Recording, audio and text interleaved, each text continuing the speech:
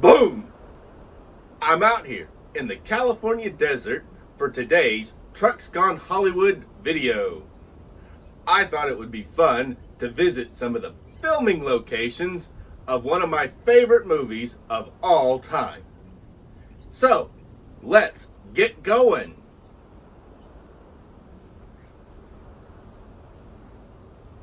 When you find yourself driving on a mountainous road and a huge truck comes up behind your car and you can let the truck pass, let him.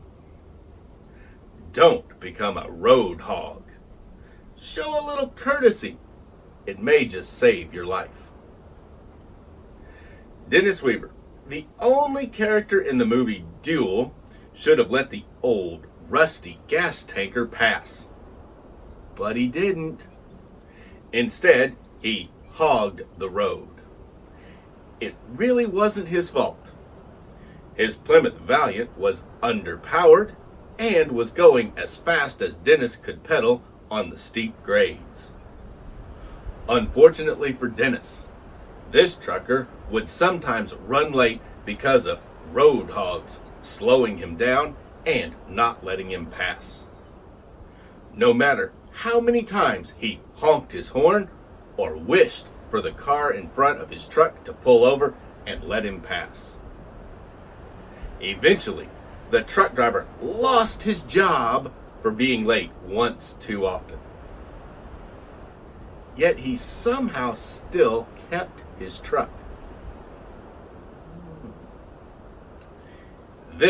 It made him so upset that he snapped.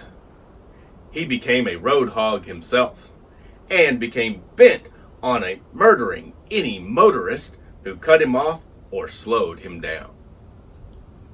Starting in mid-1971, he spent most of his time killing road hogs who slowed him down. When he started his killing spree, he decided not to do it on the interstates, since people would see him. Instead, he stuck to the back roads less traveled.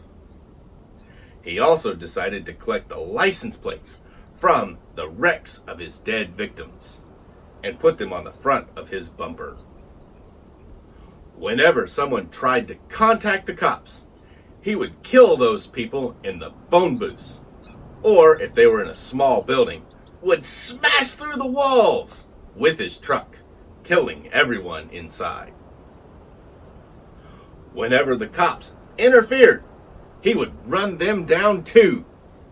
Then he would collect the license plates of his victim and put them on his front bumper. That's the storyline in Duel, the breakout film from Steven Spielberg in 1971.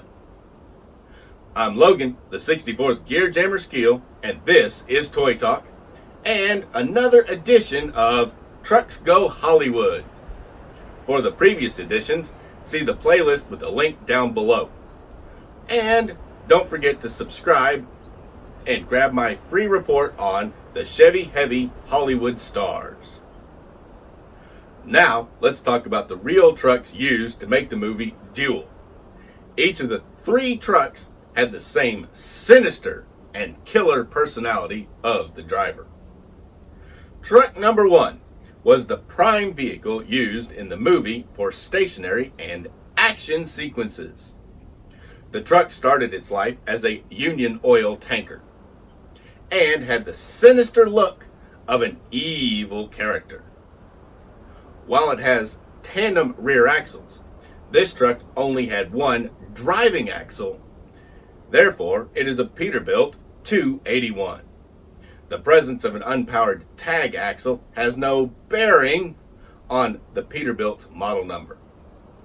This 1955 truck went off the cliff at Mystery Mesa in 1971 during filming of the climactic scene of the movie, sealing its fate as a demolished truck ready for the scrap heap. Truck number 2 is the 1960 Peterbilt 281 that was built up by George Sack at the request of Universal Studios as a standby second unit truck.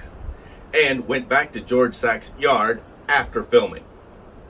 The title history confirms this. This same 1960 Peterbilt Model 281 was also used in Chevy Malibu commercials, the movie Torque, and David Lee Roth's 1994 video, She's My Machine. The truck is in St. Louis now and on display at the Museum of Transportation. Truck number 3 was a 1964 Peterbilt Model 351.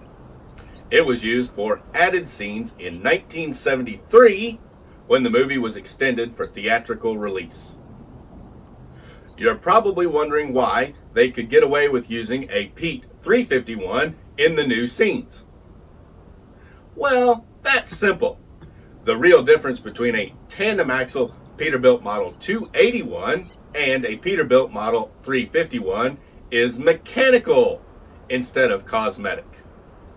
A Model 351 has both rear axles powered, whereas a Model 281 is either a single axle or tandem rear axles with a non-powered tag axle. The bodies of both models were identical. The Model 281 used in the original scenes was a tandem axle version, so a 351 would look the same on the outside. Let's head on over to the rock quarry and look over Neo Scale Model's 1961 Peterbilt 351. This is Neo Scale Model's 1961 Peterbilt 351 with sleeper this time. Comes in their standard hardboard sleeve with the black plastic display base and clear display lid. That'll keep your toys nice and dust free, which is a really nice thing to have. Also, it has that little mirror piece in the back. And this one is Neo 64066, metallic green and white. A really nice looking truck. Back of the packaging just has the logo and Neo's website. Let's go on and take him out of here. Now, I like to actually take my vehicles out of the box because I like to look at them. However, I always keep the box. That way, if I ever need to, I can put them back in the box. Isn't that color scheme really nice? It's got 5-hole buds in the front and 5-hole buds in the rear. They are chrome. Well, they're really not chrome. They're painted silver, but they look like chrome. And then they are center capped, are painted in the metallic green that matches the body. It has diamond tread steps and battery boxes right there up into the cab, and body match color with body match color fuel tank underneath the sleeper. The sleeper is a box style sleeper, and it is just screwed down to the frame, as is the cab. Just 2 screws hold these on. They are die cast frames and resin cabs. That lets them make short runs of very, very finely detailed models. It has the lube finer oil filter hanging there by the driver's door, mirror, and it also has door handle and grab bar. Those are all individual parts. The toolbox and the sleeper doors are well defined. Has a nice vintage tread pattern, and it has that front mud flap. Has no rear mud flaps, but it has the front mud flap.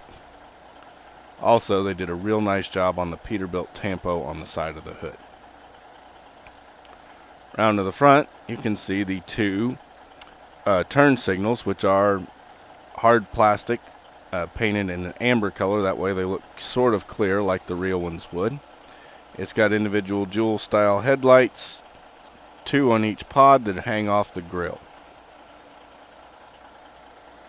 And then you can see that typical Peterbilt 359 grill, which was also louvered so that it could close off the airflow and help with keeping the engine warm. This truck has the straight bumper, and they painted it white, and they put a Nevada license plate on it. Really nice.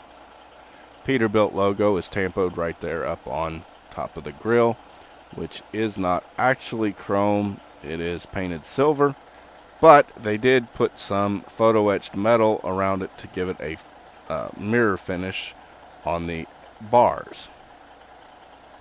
Interior of the cab is dark brown seats, dark brown steering wheel, dark brown dashboard. And that's behind the two-piece window, which is a vacuum formed window, just like the side windows are. Then they trimmed them with black paint so that it looks like it has gaskets. Really cool. Coming around to this side, you can see it has the exhaust stack, and it has a big muffler on it. The grill detail for the heat shield on the muffler is actually just a decal that is applied, and it has lots of little black dots. Looks very real.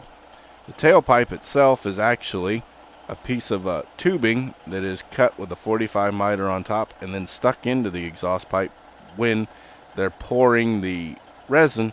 That way you actually get a true hollow metal exhaust tip.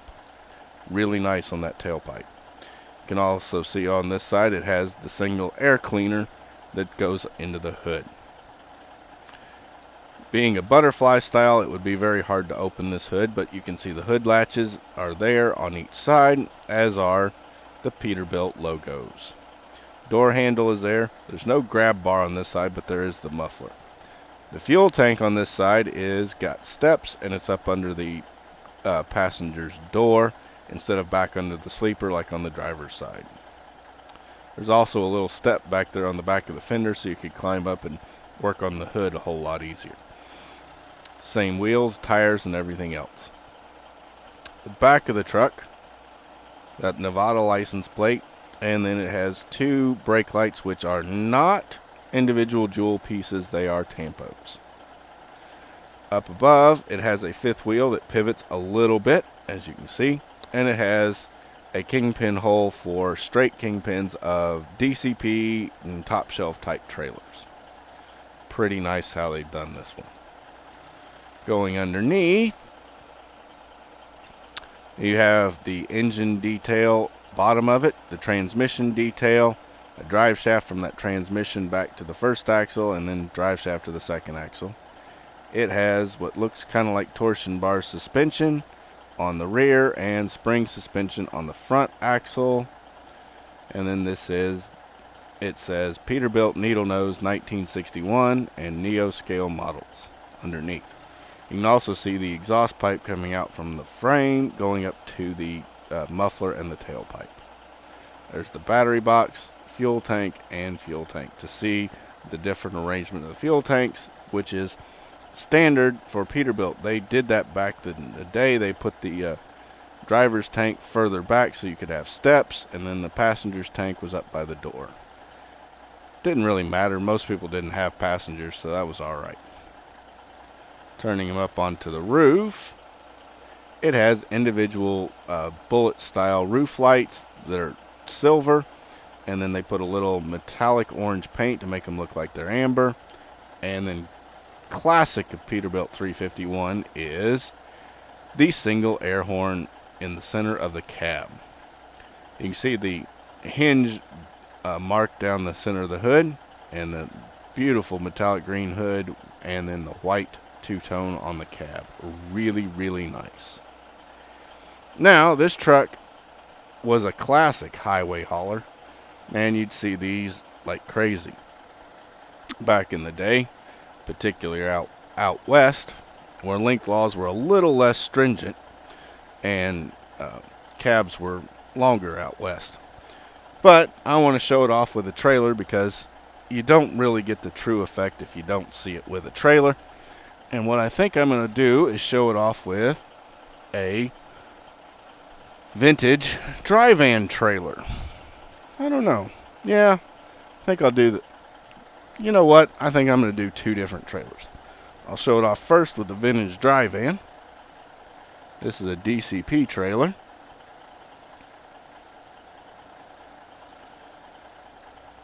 And doesn't that look sharp?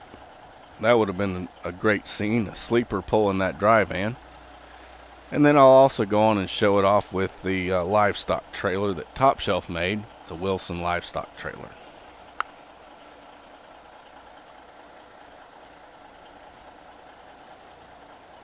another very common sight for them.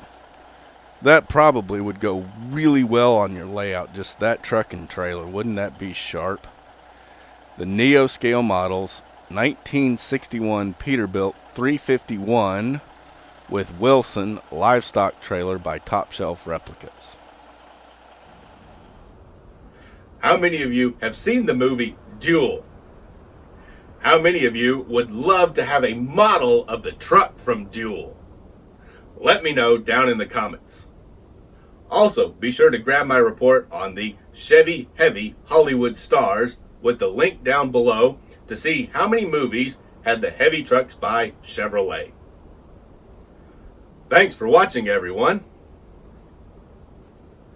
Please smash that like button to help me out with the YouTube algorithm. Share this video with your friends and subscribe to catch the next edition of Trucks Go Hollywood.